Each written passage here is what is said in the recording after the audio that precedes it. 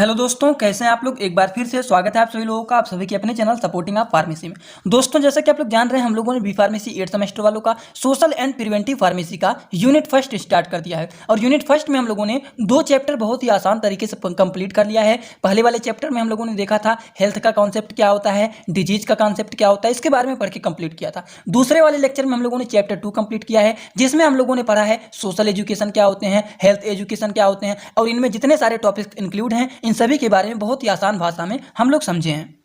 और आज के इस लेक्चर में हम लोग जानेंगे सोशियोलॉजी एंड हेल्थ, मतलब तीसरा चैप्टर आज के इस लेक्चर में कंप्लीट करेंगे बहुत ही आसान तरीके से। ध्यान से एक बार लेक्चर को पूरा देखिएगा, आपको टोटल समझ में आ जाएगा।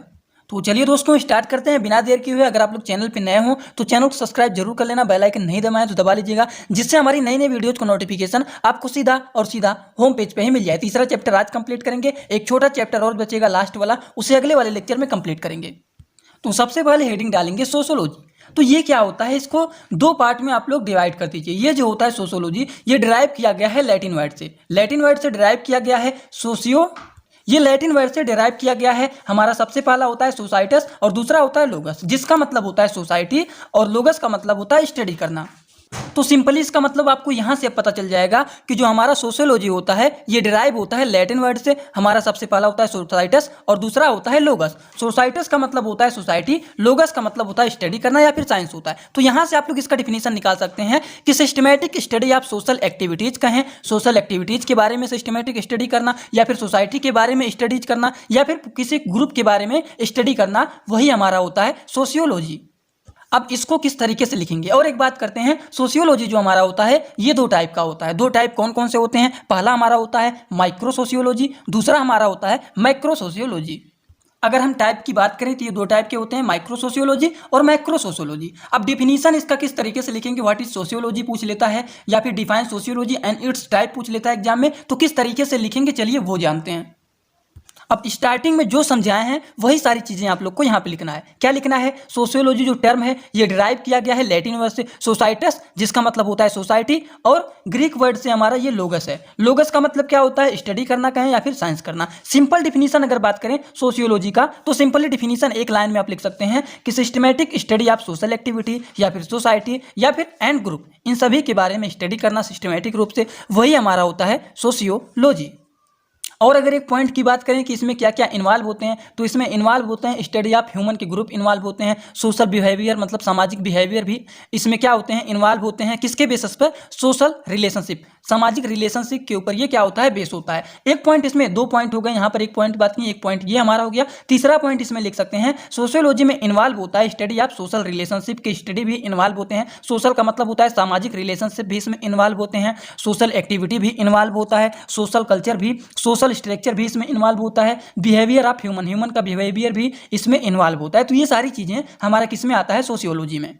और अगर सिंपली कोई पूछता है व्हाट इज सोशियोलॉजी, तो सिंपली आप लोग एक लाइन में बता सकते हैं systematic study of social activities, societies और पूरे ग्रुप्स की बात किया जा रहा है, तो उसी को हम लोग बोलते हैं सोशियोलॉजी। अगर बात करें टाइप्स की, तो टाइप्स को आप लोग को स्टार्टिंग में ही बता दिए हैं। एक होता है हमारा माइक्रो सोशियोलॉजी, दूसरा हमारा होता है मैक्रो सोशियोलॉजी। अब हम बात करते हैं कि माइक्रो सोशियोलॉजी क्या होता है और माइक्रो सोशियोलॉजी क्या होता है। तो सबसे पहला पॉइंट तो आप लोग यही लिख सकते हैं कि ये किसका ब्रांच होता है? सोशियोलॉजी का ब्रांच होता है, जो कि डील करता है जो बड़े बड़े सोसाइटीज होते हैं उनमें कम कम यूनिट को एक साथ डील करते हैं। छोटे मोटे ग्रुप हो गए, छोटे मोटे यूनिट हो गए, तो उन सभी के बारे में जो डील करता है वो हमारा माइक्रो होता है। लेकिन जो टोटली सोसाइटीज के साथ डील करता है, स्टडी करता है, वो हमारा होता है मैक्रो। मैक्रो का मतलब हो गया ज्यादा और माइक्रो का मतलब होता है कम। तो यहां से आप लोग ट्रिक बना के लिख सकते हैं, माइक्रो का मतलब छोटे यूनिट के साथ जो डील करता है, और मैक्रो का मतलब होता है टोटली सोसाइटीज। ठीक, तो इस तरीके से आप लोग इसको बहुत ही आसान तरीके से याद कर सकते हैं। अगले टॉपिक पर हम लोग बात करते हैं सोशल कल्चरल फैक्टर। कौन कौन से सोशल कल्चरल फैक्टर हैं जो कि किससे रिलेटेड होते हैं? हेल्थ से और डिजीज से। तो कौन कौन से चीजें होती हैं इनके बारे में बात करते हैं। अब देखिए, इनके बहुत सारे फैक्टर होते हैं।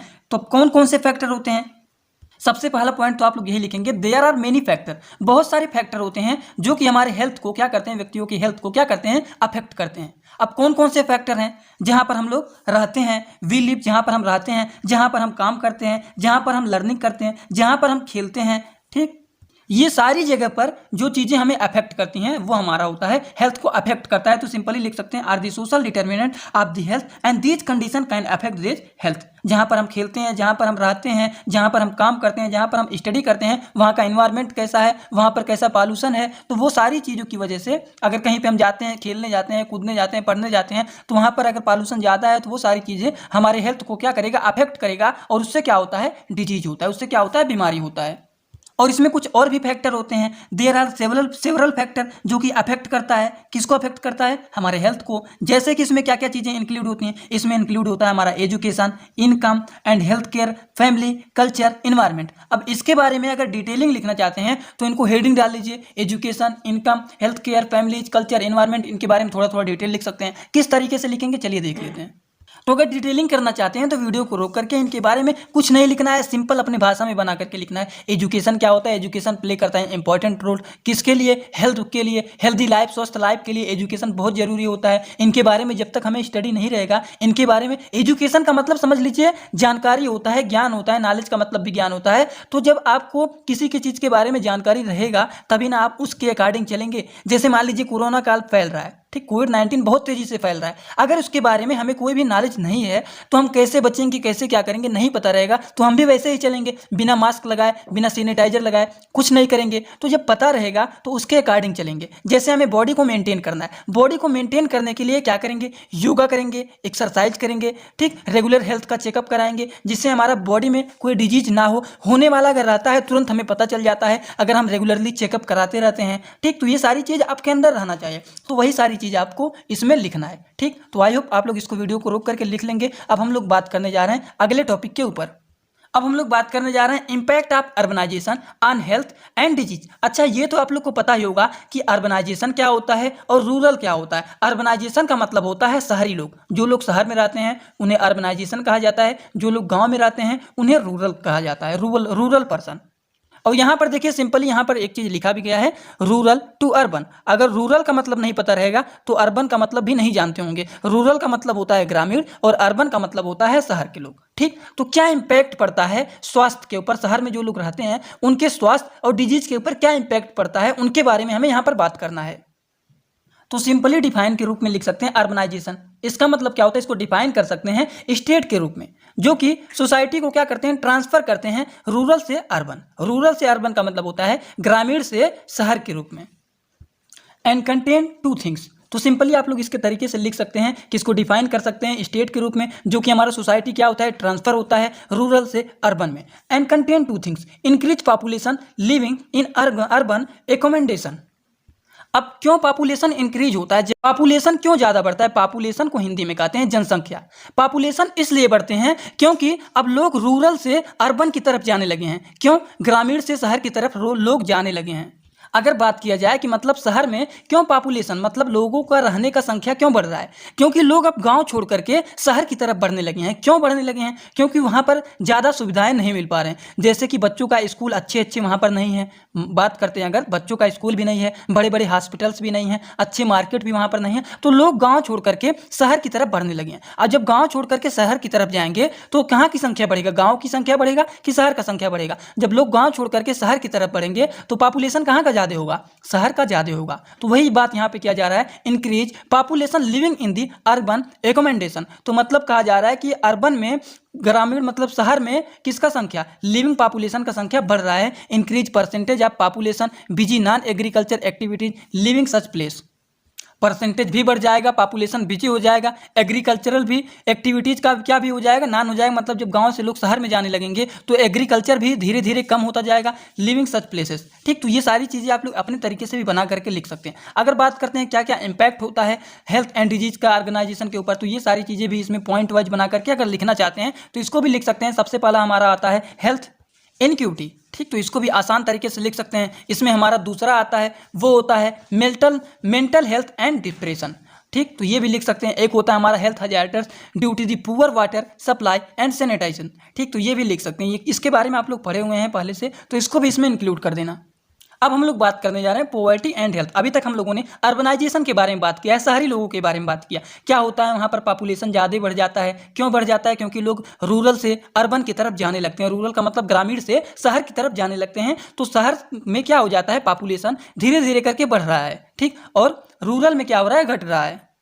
अब पॉवर्टी का मतलब होता है गरीबी। तो इसको किस तरीके से डिफाइन कर सकते हैं? तो इसको सिंपली डिफाइन कर सकते हैं, पॉवर्टी में भी define as a lack of basic necessities of human and it is due to the lack of resource. मतलब क्या होता है, वहाँ पर जो रिसोर्स होते हैं उनका क्या होता है, कमी होता है। मटेरियल की बात करें एंड नॉन मटेरियल की बात करें, हेल्थ केयर, वही आप लोग को बताया था, स्वास्थ्य का ध्यान रखने के लिए हॉस्पिटल होते हैं, तो वो सारी चीज़ों की भी वहाँ पर कमी रहती है। अच्छे हॉस्पिटल नहीं होते हैं, अच्छे एजुकेशनल सुविधाएं नहीं होती हैं, हाउसिंग की बात करें, न्यूट्रिएंट की बात करें, न्यूट्रिशन की बात करें, क्लोथिंग की बात करें, क्लीन वाटर की बात करें, नॉलेज की बात करें, कल्चर की बात करें, इनकम की बात करें, तो ये सारी चीज़ों की वहाँ पर क्या होता है, लैक होता है, मतलब कमी होता है। तो ये नहीं है कि ये चीज़ यहाँ पर लिखा गया है तो इसी को ही आप लोग लिखें। ये सब्जेक्ट ऐसा है कि इसको आप लोग कोरिलेट करें अपने लाइफ से, अपने तरीके से कोरिलेट करके इसमें आप लिख सकते हैं। ये नहीं कि यहाँ पर यही चीज़ लिखा गया है तो लाइन बाय लाइन इसको रटेंगे और यही लिखेंगे। इसको रटना नहीं है, इसको अपने भाषा में बना करके लिखना है कि क्या सुविधाएं होती हैं। अर्बनाइजेशन मतलब शहर में क्यों लोग भागते हैं, शहर में क्यों पॉपुलेशन ज़्यादा बढ़ रहा है और यहाँ पर क्यों घट रहा है और लोग क्यों शहर की तरफ ज़्यादा भाग रहे हैं। तो ये सारी चीज़ें अपने तरीके से भी बना करके लिख सकते हैं, बहुत ही आसान तरीके से। इसमें हमारा आता है एब्सोल्यूट पॉवर्टी और दूसरा हमारा आता है रिलेटिव पॉवर्टी। कौन कौन से इफेक्ट होते हैं हेल्थ के ऊपर, कौन कौन से इफेक्ट पड़ते हैं पॉवर्टी का, तो बहुत सारे इफेक्ट पड़ते हैं। सबसे पहला हमारा सोसाइटी का इफेक्ट पड़ता है, दूसरा हमारे हेल्थ के ऊपर इफेक्ट पड़ता है, तीसरा हमारा जो है वो है हमारा इकोनॉमी के ऊपर इफेक्ट पड़ता है। तो ये सारी चीज़ें आप लोग इसमें लिख सकते हैं।